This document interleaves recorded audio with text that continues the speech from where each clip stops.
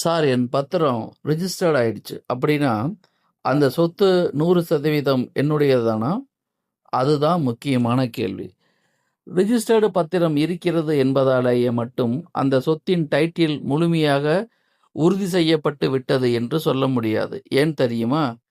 Registration என்பது ஒரு டாக்குமெண்டை அரசு பதிவில் பதிவு செய்கிற நடைமுறை.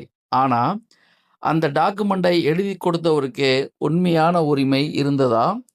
அவருக்கு அந்த சொத்தை விற்க சட்டபூர்வமான அதிகாரம் இருந்ததா? முந்தைய பத்திரங்களின் டைட்டில் செயின் சரியாக இருக்கிறதா?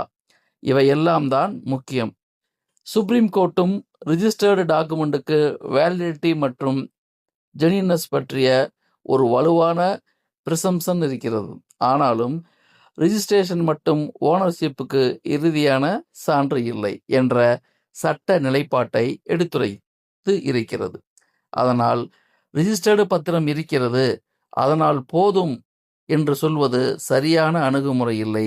சொத்து வாங்கிறதுக்கு முன்னாடி parent document, title chain, EC, patta மற்றும் தொடர்புடைய ரெக்கார்ட்ஸ் எல்லாத்தையும் சரிபார்க்க வேண்டும்.